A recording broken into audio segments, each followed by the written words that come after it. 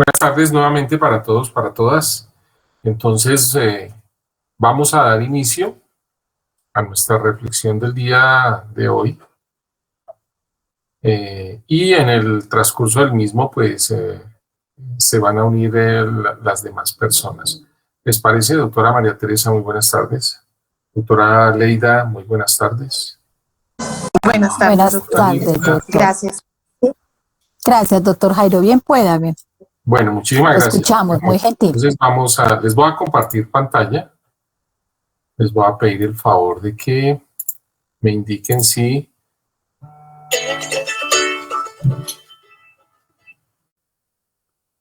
en este momento ustedes están viendo la ficha que les estoy proyectando. Sí, señor. Muchísimas gracias, muy amable.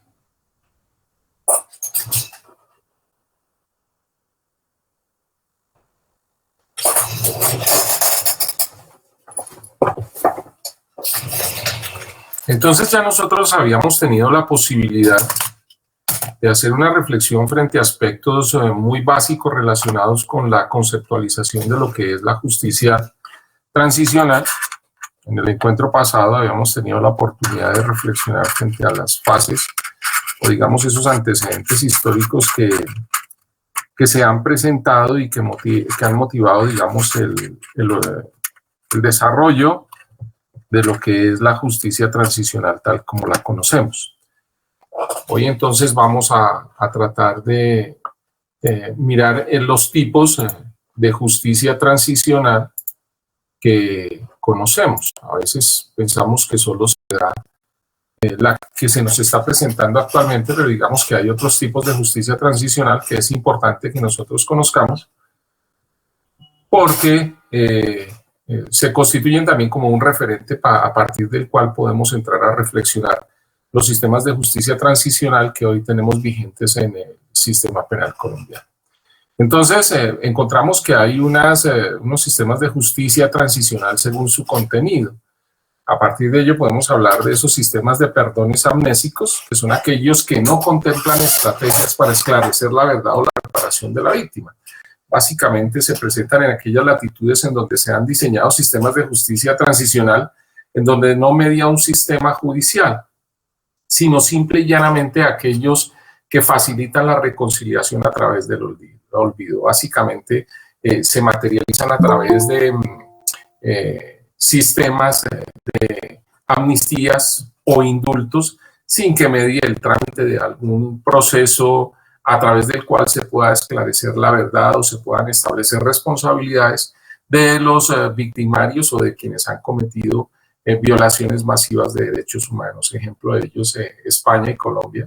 Pues obviamente nosotros sabemos que antes del 2005, que es a partir del momento del cual se empiezan a implementar mecanismos de justicia transicional a través de procedimientos judiciales, pues Colombia básicamente había adelantado unos procedimientos encaminados a conceder amnistías. Ejemplos de ello lo podemos ver, por ejemplo, con el grupo M19, de manera particular en 1950, 1954, cuando se expide el decreto 1823, se permite, digamos, la amnistía o indulto de los delitos políticos cometidos antes del 1 de enero de ese año y, digamos, al auspicio de esta norma, entonces acceden a beneficios como las guerrillas del Llano, los liberales de Chaparral, las guerrillas comunistas,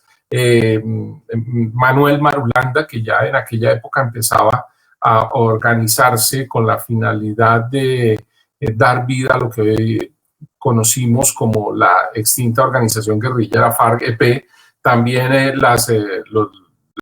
guerrillas del Charro Negro y de Ciro Trujillo. Todos estos movimientos, digamos, accedieron a unos sistemas básicamente amnésicos a quienes se les otorgó un perdón a través de la concesión de la amnistía, pero no se adelantó ningún tipo de procedimiento judicial. Hay también otros sistemas de perdones compensadores que implican unas amnistías generales acompañadas de comisiones de la verdad. Básicamente la preocupación en estos sistemas está enfocada única y exclusivamente a establecer la verdad de los motivos que, digamos, dieron origen esos movimientos que posteriormente vulneraron los derechos fundamentales de las personas, de la ciudadanía, pero digamos que se quedan simple y llanamente en establecer la verdad, pero no están acompañadas, digamos, de mecanismos judiciales con la finalidad de sancionar a los victimarios. En este caso se busca compensar el perdón con recuperación de la verdad. Claro está que en los términos de la Corte Interamericana de Derechos Humanos se advierte que la sentencia o establecer la verdad ya per se constituye un mecanismo de reparación, pero obviamente en este caso única y exclusivamente se busca establecer la verdad sin que se permita que la víctima tenga ninguna participación al momento de determinar la verdad de los hechos ni obtener ningún beneficio en el ámbito de la reparación de los daños y perjuicios causados con la comisión de las distintas conductas punibles. Este caso lo vemos reflejado, digamos, en Chile y El Salvador. Hay otros mecanismos que son de perdones responsabilizantes. También implica un establecimiento de las comisiones de la verdad que buscan siempre la preocupación básica en los sistemas de justicia transicional que se han implantado en Latinoamérica o en el mundo, están enfocados básicamente a establecer la verdad de los hechos para satisfacer desde el punto de vista individual esa expectativa que tiene la víctima y obviamente desde el punto de vista social, en la medida en que la comunidad también tiene la posibilidad de acceder cuáles fueron las circunstancias que motivaron la comisión de los distintos hechos victimizantes. Estos sistemas, digamos, buscan lograr un equilibrio entre justicia y perdón que haga posible la reconciliación. Es decir, lo que se busca básicamente no es otra cosa distinta que la reconciliación entre víctima y victimario, si bien es cierto, se busca un acercamiento entre las dos partes, está fundamentado única y exclusivamente en el conocimiento de la verdad, pero no hay ningún trámite de naturaleza judicial. Ejemplo de ello es Sudáfrica. Las transiciones punitivas también es otro mecanismo, digamos, o otra forma, digamos, de hacer efectiva los sistemas de justicia transicional. Entonces, este sistema implementa el establecimiento de tribunales ad hoc para castigar a los responsables. Entonces, nosotros conocemos varios tribunales ad hoc, algunos de naturaleza nacional, otros de naturaleza mixta, que están conformados, digamos, por autoridades nacionales e internacionales, y otros exclusivamente de naturaleza internacional. De tal manera que se busca castigar a través de ellos, se busca hacer una transición a través del castigo de los infractores de la ley que han cometido unas violaciones masivas de los derechos humanos. Buscan demostrar que por medio del castigo es posible fundar un orden democrático. Entonces ya empezamos a ver la preocupación que se da al interior, digamos, de estos estados en donde se ha presentado esa violación masiva de derechos humanos, de imponer un castigo, es decir, pero digamos que no se busca algo diferente a establecer la verdad, imponer un castigo como ese fin retributivo, pero no hay ningún tipo de retribución o de reparación respecto de la víctima. Entonces, un ejemplo es Nuremberg, Ruanda, Yugoslavia, de manera, pues obviamente que esto también está fundamentado en aspectos de naturaleza económica de estos países, que son, digamos, comunidades muy pobres y obviamente carecen de los recursos para diseñar mecanismos encaminados a hacer efectivas esas expectativas de reparación de las víctimas, que no se limitan única y exclusivamente a la indemnización de los daños y perjuicios, sino a hacer efectivos otros fines como por ejemplo la restitución, la rehabilitación, la medida de no repetición, bueno, entre otros. También existen, podemos entonces entrar a establecer que existen otros mecanismos de justicia transicional según su elaboración. Entonces aquí hablamos de un sistema, por ejemplo, de justicia impuesta. Digamos, se realizan unos procedimientos encaminados a imponer este sistema por un soberano o por una parte victoriosa. Es decir, casi siempre en estos casos quien administra justicia es quien es vencedor o quien somete al otro. Un ejemplo de ello, por ejemplo, los juicios de Nuremberg, es claro que la comunidad internacional, tal como lo vimos al inicio, entonces toma la decisión de instaurar un tribunal que encaminado a juzgar, digamos, el régimen nazi. Entonces busca castigar unilateralmente a infractores de derechos humanos. Obviamente, esa decisión es tomada por quien resulta victorioso ante el desarrollo de un enfrentamiento, de un conflicto armado, puede ser naturaleza internacional o de naturaleza no internacional, como el que estamos viviendo en nuestro territorio nacional. Ejemplo, Bosnia y Nuremberg. Pero hay otros sistemas que son de autoamnistías. Entonces, los victimarios se otorgan a sí mismos amnistías como condición para la transición, de tal manera que los mismos sistemas, o el victorioso, o los regímenes, los distintos regímenes que están impuestos dentro de ciertos territorios, pues entonces ponen como condición la concesión de amnistías para ellos mismos con la finalidad de transitar hacia un estado de paz. De tal manera que por esta vía quedan impunes crímenes de guerra y lesa humanidad. Obviamente nosotros el protocolo adicional 2 a los convenios de Ginebra de 1977, si bien es cierto, establece en el artículo 6.5 que se debe garantizar la amnistía más amplia posible, también es cierto que en el ámbito internacional, la comunidad internacional tiene prohibido la concesión de amnistías frente a crímenes internacionales como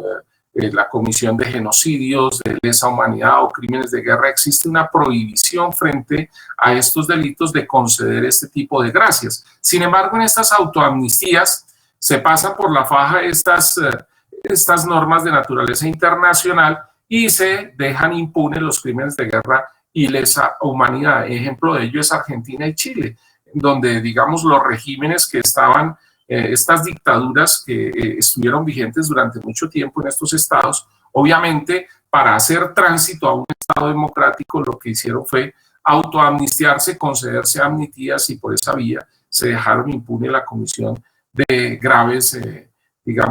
conductas que atentan, digamos, contra la humanidad. También existe otro sistema de perdones recíprocos. Entonces, el acuerdo de paz involucra perdones recíprocos. Entonces vemos que obviamente el fundamento de ello es un acuerdo o un diálogo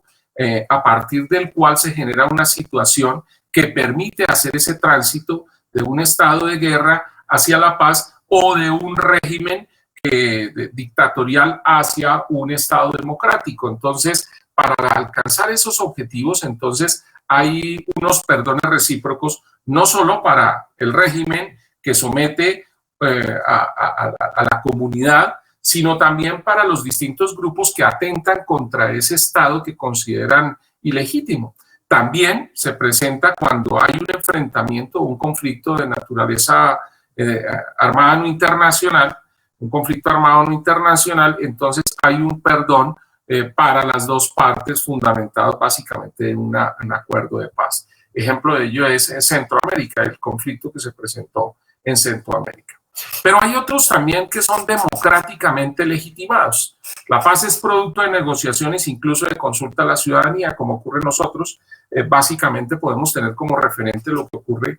actualmente con el trámite del proceso que gestiona la desmovilización de la antigua organización armada guerrillera FARC, que se logra gracias al acercamiento que se da entre el gobierno y las FARC con fundamento en lo previsto en el acto legislativo 01/2012, que hace posible que se generen o se construyan unos mecanismos de justicia transicional en aras de hacer efectivo la expectativa de paz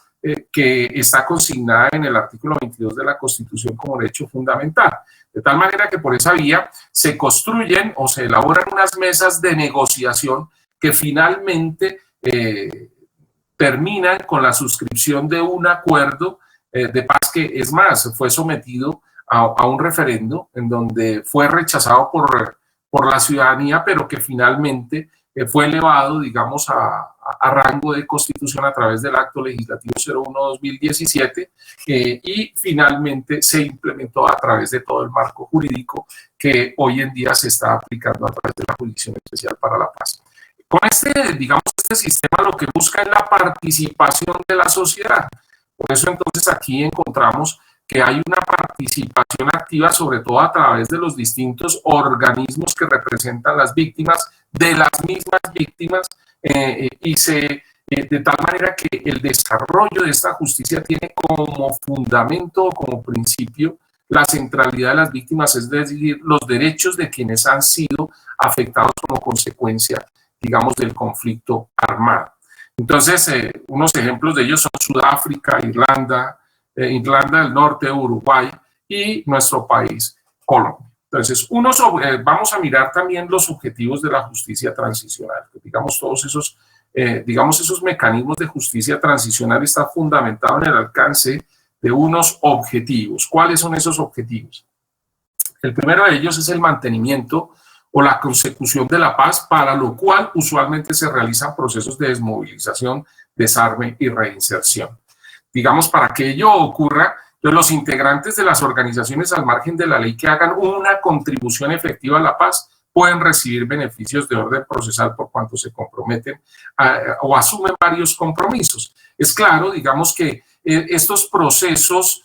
obviamente están fundamentados en que no hay una parte victoriosa que pueda someter al otro y como consecuencia imponer un sistema de justicia encaminado a sancionar al vencido. De tal manera que entonces si hay un sometimiento o una entrega de las armas, una desmovilización, un desarme que no es producto de su derrota, sino de la negociación, pues entonces ello implica asumir o tener la posibilidad de acceder a ciertos beneficios desde el punto de vista penal. Entonces, para ello tienen que asumir unos compromisos. En tratándose de la ley 975 se hablan de unos requisitos de elegibilidad en los artículos 10 y 11, fundamentalmente determinados a partir de la desmovilización individual o colectiva. En tratándose de la Jurisdicción Especial para la Paz, hablamos de un régimen de condicionalidad, que no es otra cosa distinta que el cumplimiento de unas obligaciones que asume quien se desmoviliza, quien deja las armas y se compromete a hacer la paz digamos, como consecuencia de ello recibe ciertos beneficios que más adelante vamos a mirar cuáles son a la luz de la ley 975 y a la luz del marco jurídico diseñado para la desmovilización de las FARC. Entonces, una de las obligaciones es dejar la colectividad violenta, es decir, los grupos armados deben, deben acabarse, deben dejar esa organización criminal, mantener la convivencia pacífica. Entonces, ello se materializa a través de lo que se denomina la garantía de no repetición. Aparte de desmovilizarse, de desmantelar la organización como tal, pues entonces deben comprometerse a no volver a organizarse, a no volver a cometer actos violentos en contra del Estado o en contra de la sociedad. De igual manera, a gozar de un orden justo. Es decir, ese orden justo que se traduce en mantener un espacio libre de violencia, digamos, y someterse al imperio de la ley en el lugar en donde ellos vayan a desarrollar sus distintas actividades como un ciudadano común y corriente. El otro es la satisfacción de los derechos de las víctimas. Esto sí que es importante porque, digamos, las víctimas se convierten en el eje central. Realmente nosotros tenemos una constitución antropocéntrica, realmente con el concepto de dignidad humana que está descrito en el artículo primero de la Constitución. El Estado gira en torno a las necesidades del hombre, del ser humano, de tal manera que todo el desarrollo de su actividad como tal está enfocado a satisfacer las necesidades de las personas. De manera particular, en tratándose del proceso de justicia transicional, el proceso debe enfocar todos sus esfuerzos ¿a qué? A satisfacer los derechos de quienes han resultado afectados como consecuencia del despliegue de las distintas conductas que han vulnerado los bienes jurídicos de las personas en desarrollo, con ocasión en desarrollo por causa directa o indirecta del conflicto armado. Entonces, Esto implica que los delitos cometidos por los miembros de organizaciones armadas deben ser investigados, juzgados y sancionados de modo adecuado, de manera que se satisfagan los derechos de verdad, justicia y reparación. Obviamente que esto encuentra un choque, digamos, porque por eso se indica que en la justicia transicional se genera como una tensión entre justicia y paz, porque para alcanzar el fin propuesto, que es la paz, en los términos señalados por el artículo 22, pues hay que sacrificar algo de justicia, de tal manera que la investigación está enfocada a satisfacer ese derecho de verdad y a juzgar y sancionar, obviamente, de manera atenuada, podríamos decir nosotros, porque implica una sanción y la imposición de unas sanciones completamente distintas a las que están consagradas dentro del proceso que se adelanta bajo la jurisdicción ordinaria. Entonces, por eso hablamos nosotros no de la imposición de unas penas, sino de unas sanciones. En la ley 975 se habla de una alternatividad digamos, en la Jurisdicción Especial para la Paz se hablan de unas sanciones propias, de unas sanciones alternativas y de unas sanciones ordinarias. Pero entonces ello tiene una dimensión completamente distinta. De tal manera que esas sanciones, digamos, están estrechamente relacionadas no solo con la comisión de las conductas punibles, sino también con el proceso en sí, que es de naturaleza transicional y que busca unos objetivos completamente distintos a los previstos, digamos, para la jurisdicción ordinaria. Esto porque busca satisfacer también unos derechos de verdad, justicia y reparación en un marco, digamos, de la justicia restaurativa, es decir, que busca básicamente hacer efectivos esos principios de la justicia restaurativa. Otro aspecto fundamental, digamos, de la justicia transicional es la reforma institucional. Entonces, los mecanismos de justicia transicional deben ceñirse a los principios y normas internacionales que orientan la lucha contra la impunidad. Por lo tanto, entonces nosotros hablamos que hay unos principios que están descritos o tienen su fundamento en la descripción que realiza la Constitución. Ahí encontramos unos derechos fundamentales que se constituyen como el eje central y a partir del cual se puede hacer un desarrollo normativo, básicamente en desarrollo de la política criminal del Estado. Obviamente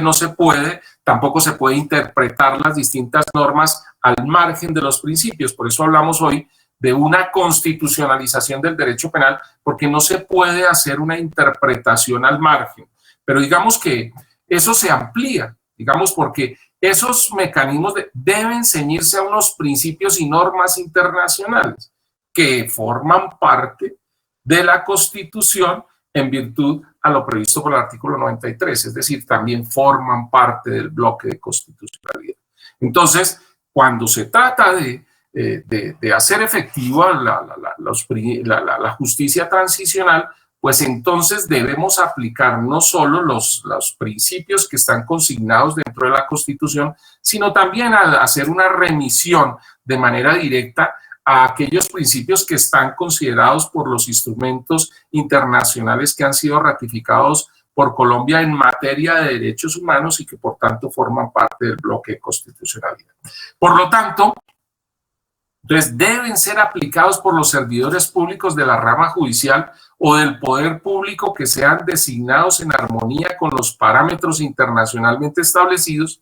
para garantizar a la judicatura su independencia o imparcialidad. Es decir, todo el diseño de la institucionalidad,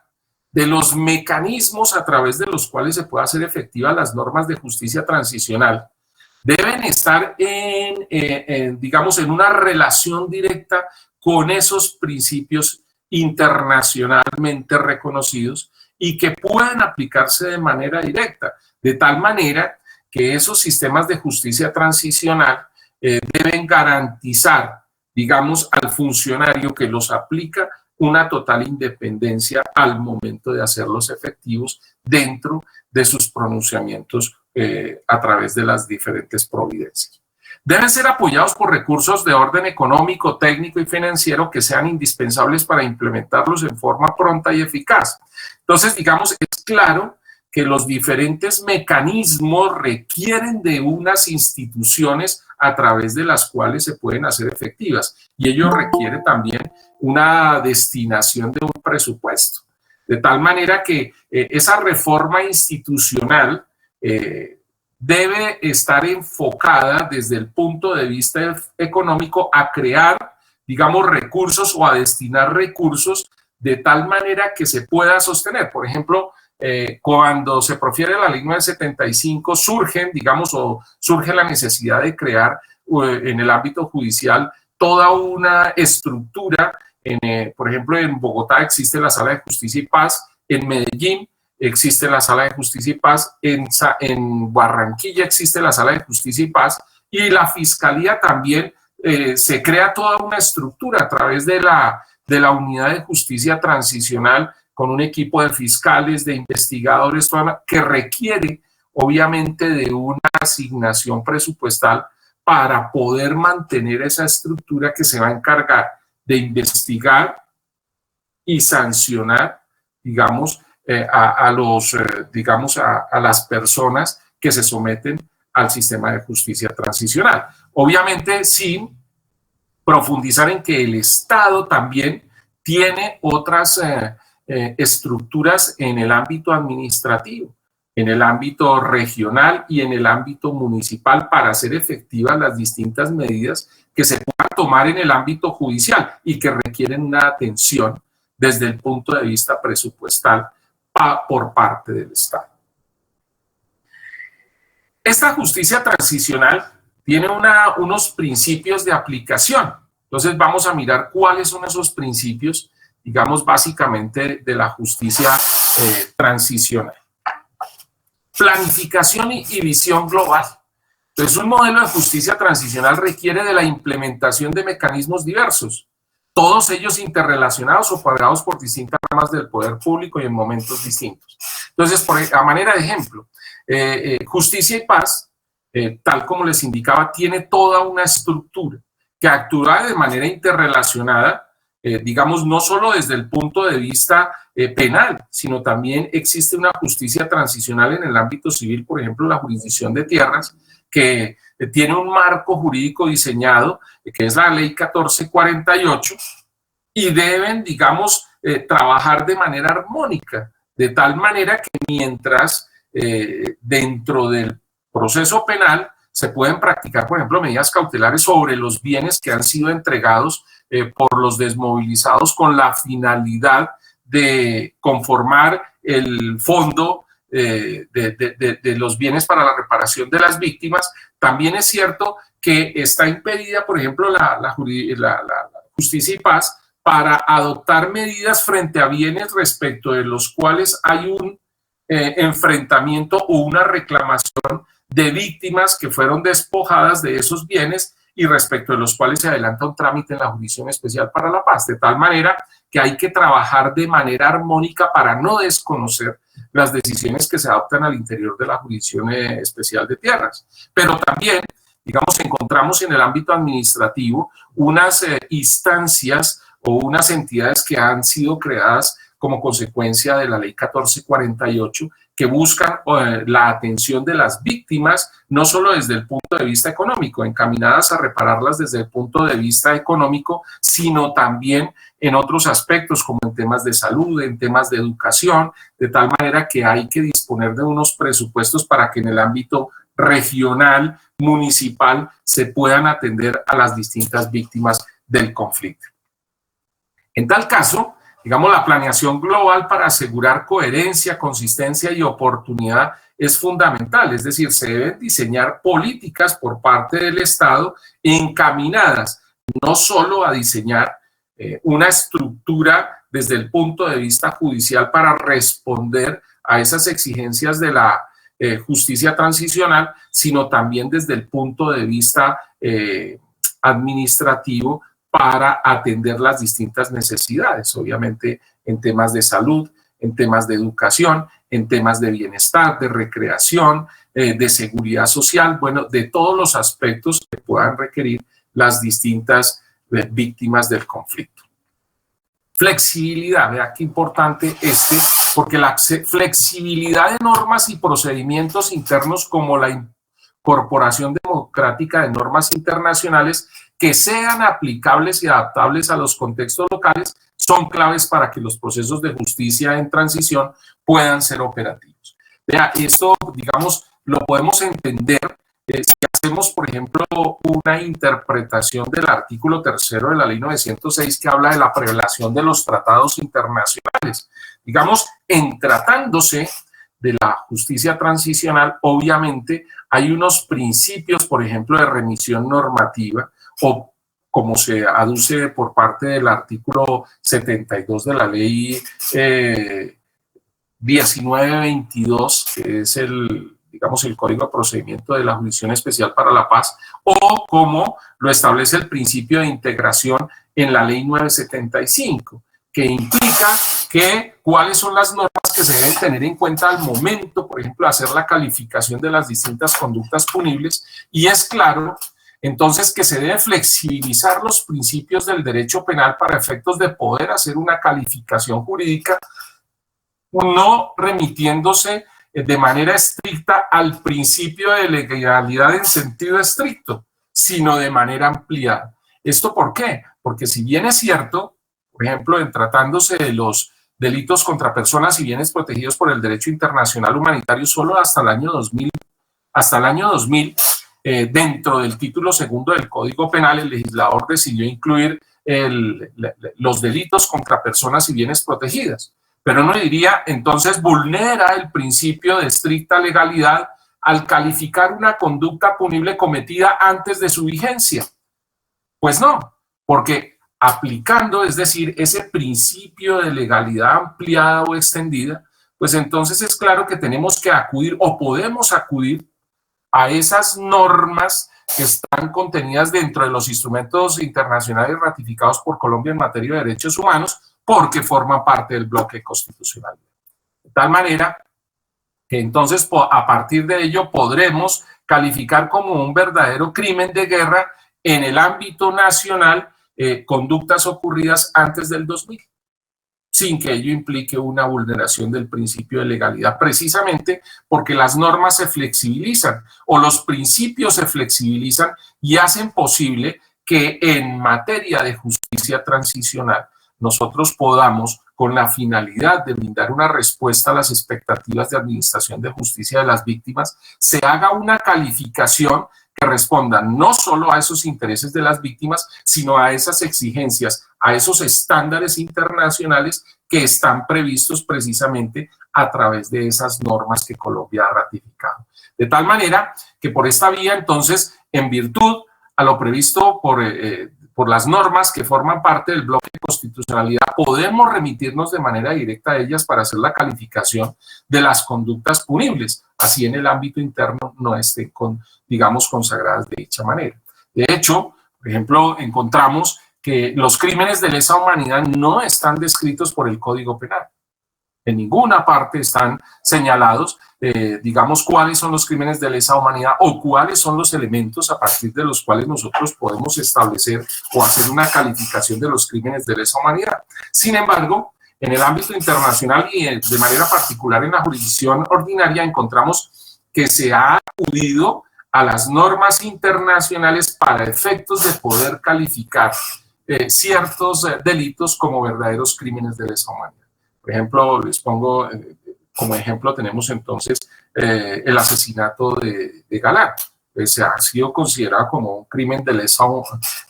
lesa humanidad, precisamente, y a partir de ello se aplican, digamos, las consecuencias para este tipo de conductas punibles como la imprescriptibilidad. Sin embargo, obviamente que esa calificación se realiza con fundamento en normas internacionales que han sido ratificadas por Colombia y que forman parte del bloque de constitucionalidad. De tal manera que la flexibilidad normativa es un elemento fundamental, sobre todo en tratándose de justicia transicional, toda vez que podemos acudir a la norma, y no solo a la norma, porque digamos que ya la Corte Constitucional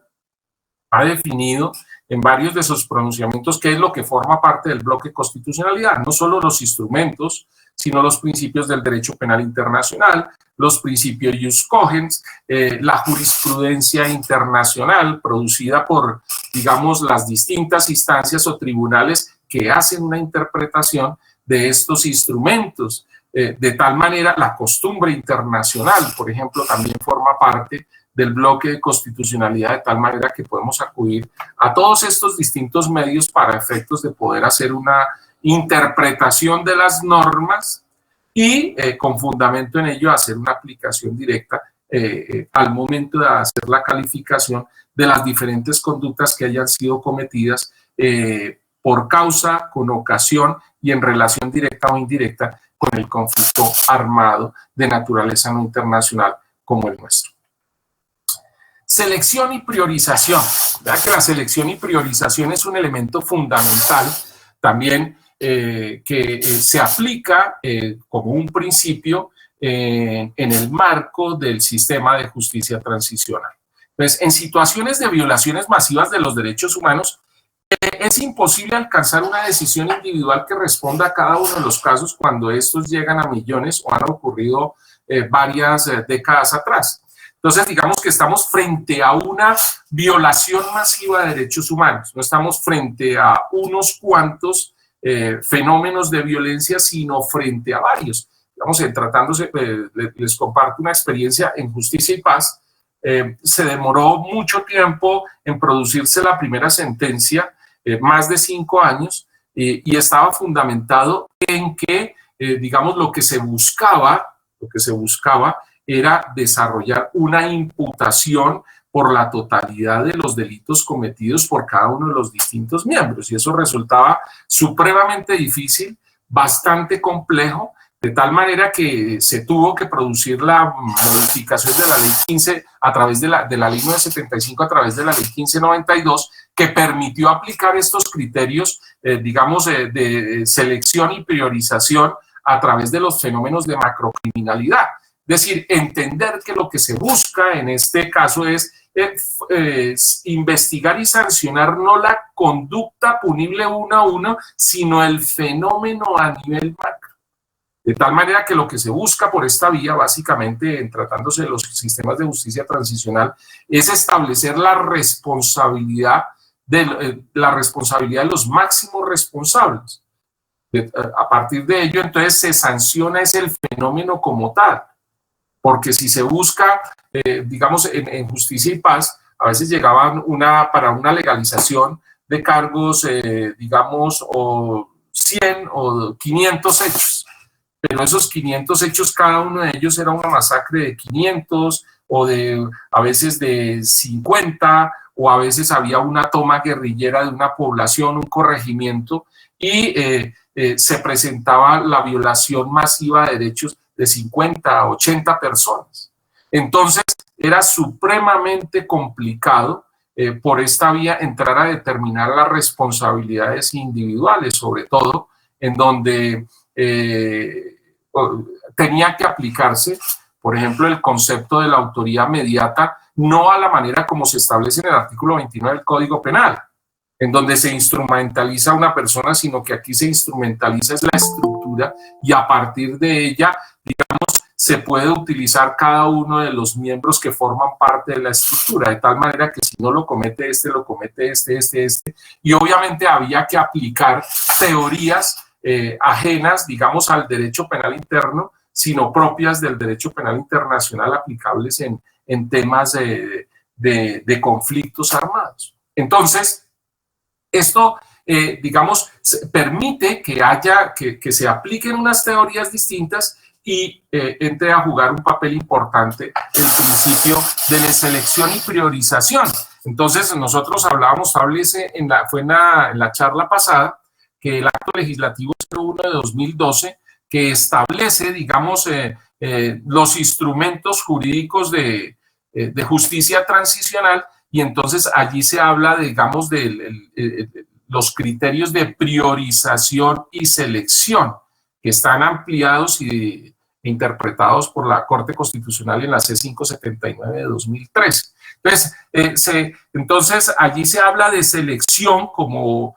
para efectos de facilitar la investigación y judicialización de máximos responsables. Entonces, la Corte dice más o menos que se seleccionan los delitos que afectan de manera grave los derechos humanos. Entonces, digamos, cuando se aplican los criterios de selección, lo que se busca es hacer una selección de las conductas más graves o que afectan de manera más preponderante, digamos, los bienes jurídicos de las personas. Entonces,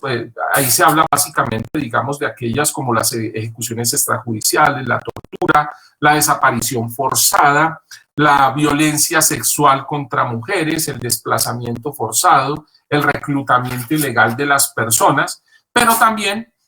digamos, para establecer esos criterios de priorización, digamos, hay unos, digamos, están determinados unos criterios, por ejemplo, en el ámbito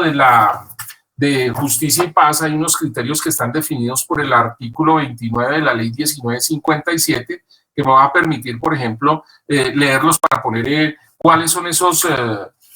criterios que se deben tener en cuenta para efectos de aplicar este principio de priorización y selección. Entonces, por ejemplo, la gravedad de los hechos. Entonces, aquí se mira el grado de afectación de derechos fundamentales, individuales y colectivos, modalidad de la comisión de los hechos en términos de violencia y sistematicidad.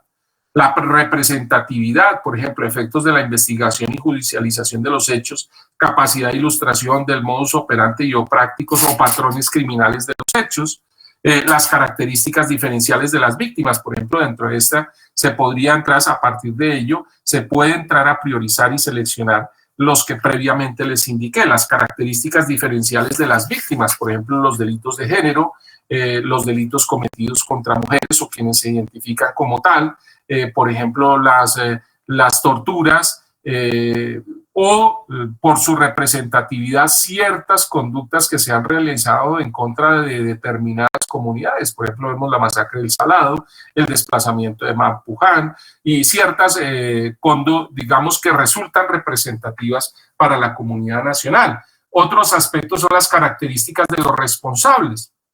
Entonces, la participación activa o determinante en la comisión de los crímenes de competencia de esta jurisdicción, entonces tendrá que mirarse, por ejemplo, los máximos responsables, quiénes fueron los que participaron, quiénes impartieron las órdenes, quiénes realizaron de manera directa la conducta. La disponibilidad probatoria también es otro aspecto que es importante tener en cuenta al momento de establecer estos criterios de selección y priorización, porque puede suceder que sean conductas que tengan cierta importancia o cierta relevancia, pero frente a las cuales se carece de alguno de los elementos materiales probatorios para efectos de poder establecer no solo su ocurrencia, sino poder atribuir también responsabilidad. De tal manera que la determinación y el establecimiento de prioridades pueden implementar de mejor manera las medidas de transición y alcanzar algunos objetivos. Es decir, si nosotros hablamos indicamos, por ejemplo, que la Jurisdicción Especial para la Paz se aplica con anterioridad a diciembre de 2016 y no hay ningún límite partiendo de la base de que Colombia lleva más de 50, 70 años en conflicto, ¿cuál será el número de víctimas que se pueden entrar a determinar? Pues es interminable. De tal manera que a partir de ello, si nos ponemos a establecer una responsabilidad uno a uno de cada uno de los hechos victimizantes, pues entonces difícilmente se va a poder cumplir el objetivo, sobre todo porque hay unos límites temporales de vigencia de la Jurisdicción Especial para la Paz. Progresividad en la cobertura de las medidas. El inicio de una política de medidas de transición será abrumador porque se presenta la falta de recursos, infraestructura destruida, baja capacidad estatal, falta de unificación del sistema de justicia y numerosos problemas con la legislación aplicable. Que el principio de progresividad lo vemos, digamos, de manera particular en la investigación, por ejemplo, a la luz de la ley 906. La investigación es progresiva en la medida en que se va avanzando en la investigación, pasamos de una imputación a una acusación. Entonces, digamos, en la medida en que se van adquiriendo esos medios de conocimiento, se va contando con nuevos argumentos para poder a la fase siguiente. Obviamente ese principio de progresividad en la cobertura de las medidas es asimilable pero completamente distinto. Por ejemplo, es claro que para poder atender o brindar una respuesta, no solo desde el punto de vista judicial, sino desde el plano administrativo,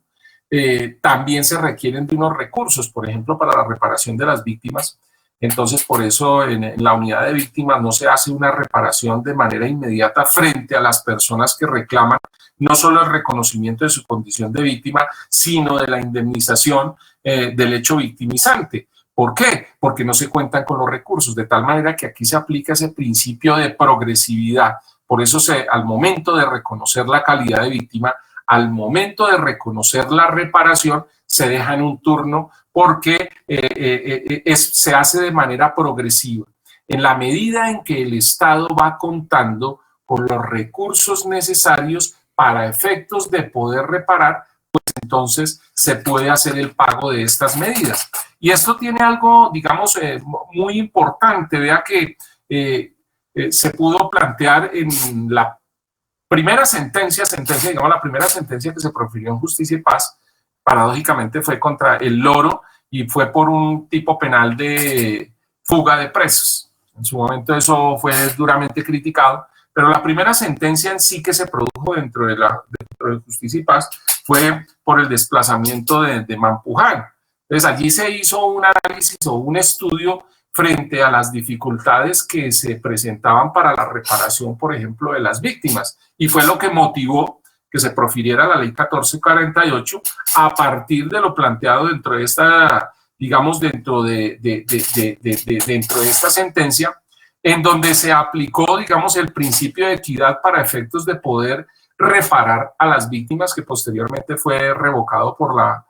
Sala de Casación Penal de la Corte Suprema de Justicia, aduciendo que las víctimas debían ser reparadas conforme a la ley y no en virtud del principio de equidad. Pero digamos que allí dentro de esta decisión se hizo un análisis o un estudio en el ámbito de la indemnización de las víctimas, teniendo en cuenta, por ejemplo, que si se hacía la reparación con fundamento en las peticiones que realizaban las víctimas y teniendo en cuenta el universo de víctimas que existían frente a la comisión de manera particular frente a los delitos de homicidio y de desplazamiento, pues entonces la reparación de la totalidad de las víctimas equivalía a 81 billones de pesos para el año 2010. Esto equivalía más o menos al 54.6% del presupuesto nacional. También se hicieron unos análisis con fundamento en los criterios establecidos por el Consejo de Estado, utilizando las fórmulas que ellos, a las fórmulas a las cuales acuden para liquidar los daños y perjuicios, de manera particular en tratándose de las víctimas de desplazamiento y homicidio.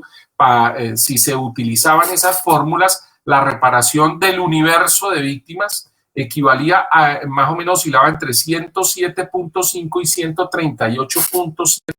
billones de pesos, equivalentes a un 72.5 o un 93.5 del presupuesto nacional. También se hizo allí un análisis relacionado con los criterios establecidos por la Corte Interamericana, que finalmente lo que se estableció es que la Corte Interamericana no tenía, digamos, unos parámetros definidos para indemnizar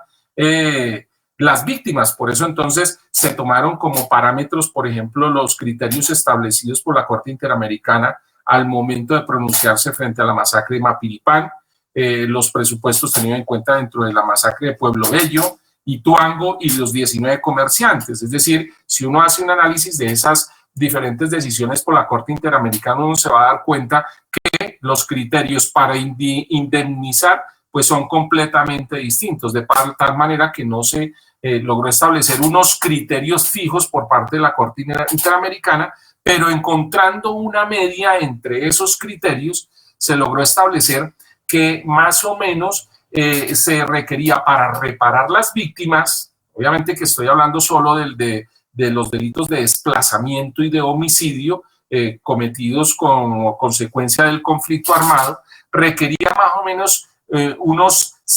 entre 107 y 132 billones de pesos, es decir, entre un 72 y un 89.3% del presupuesto nacional para 2010. Es decir, eso resultaba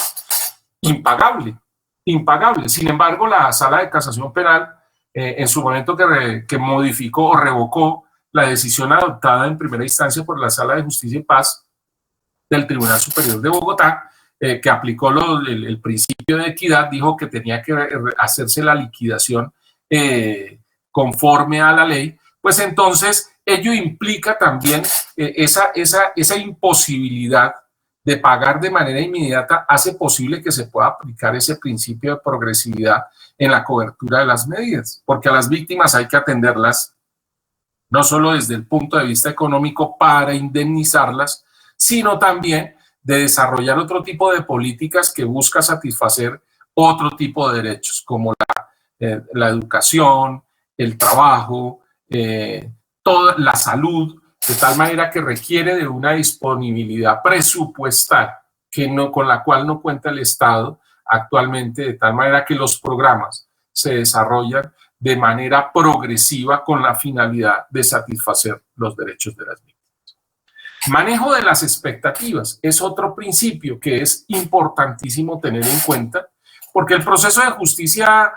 transicional genera expectativas de toda índole. Es decir, hay expectativas, obviamente, que no son las mismas expectativas para las víctimas. Algunas, sus expectativas no están enfocadas a obtener indemnizaciones desde el punto de vista económico. Están enfocadas más a obtener la satisfacción de verdad. Entonces, obviamente que esto genera expectativas de distinta naturaleza al interior de las víctimas. Por ello es, digamos, importante para quienes administran un programa política de transición mantenerlas dentro de lo razonable, así como describir con franqueza desde el principio lo que se puede ofrecer. Es decir, mientras en Justicia y Paz, vea, hay algo muy particular, en Justicia y Paz se adelanta un procedimiento dentro del cual se tramita un incidente de reparación, al cual concurren las distintas víctimas y formulan sus pretensiones en el campo económico con la finalidad de que se indemnicen los daños y perjuicios. En el trámite que se adelanta al interior de la Jurisdicción Especial para la Paz no se adelanta digamos, un procedimiento que busque satisfacer los derechos de las víctimas desde el punto de vista económico. Allí no se tramita un incidente de reparación.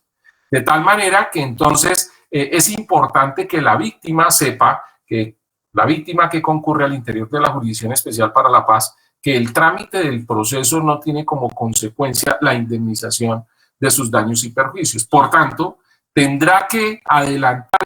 el procedimiento administrativo ante la unidad de víctimas para que le garanticen el pago de la reparación administrativa. Y si quiere acceder a la totalidad de la indemnización conforme a la ley, pues entonces tendrá ya que demandar ante el Consejo de Estado. Entonces es importante ubicar a la víctima y ser muy sincero frente a las expectativas que puede tener al interior del trámite de un proceso de justicia transicional donde se va a investigar y a judicializar el hecho victimizante de la víctima. Fomento de la capacidad institucional es otro aspecto fundamental.